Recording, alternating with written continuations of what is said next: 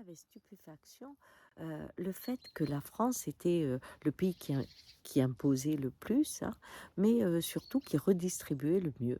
Alors là, j'ai été vraiment surprise et on me dit oui, au niveau des hôpitaux, des écoles, etc.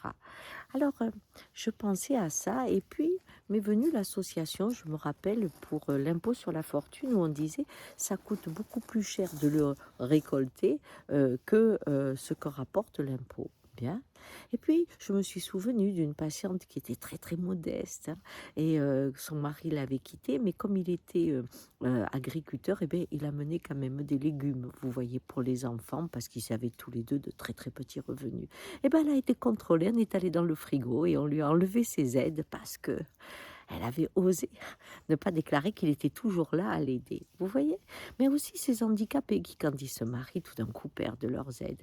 Et je pense à tous ces contrôles que l'on fait en permanence pour les chômeurs, pour le reste.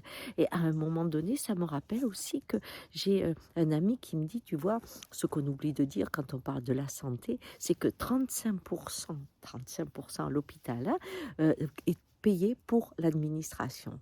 C'est-à-dire qu'en fait, on donne d'un côté et on a tellement honte de donner qu'on n'arrête pas de contrôler. On contrôle, on contrôle. Et ça coûte une blinde de contrôler. Vous voyez, les supermarchés, par exemple, ils pensent qu'il y a 5% de vol et donc ils ne contrôlent plus à ce niveau-là, hein. C'est devenu beaucoup moins rigoureux qu'avant parce que ça fait partie du système. Eh bien, nous, non.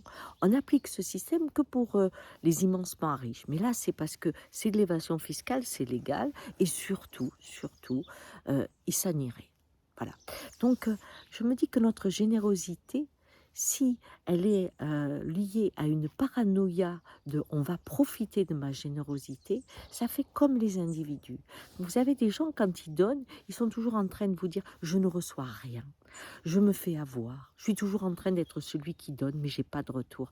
En fait, c'est exactement comme ça que fonctionne notre État. Il donne et il dit je me fais avoir. Alors, il dépense des fortunes et des fortunes pour contrôler celui qui a 800 euros.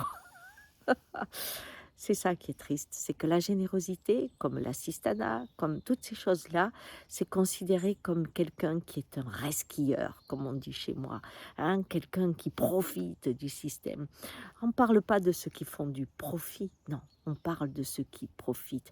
Mais au fait, les besoins de l'homme, c'était pas de pouvoir partager, aider, mais aussi faire un peu confiance. Vous allez me dire que je suis un bisounours? Non, pas du tout.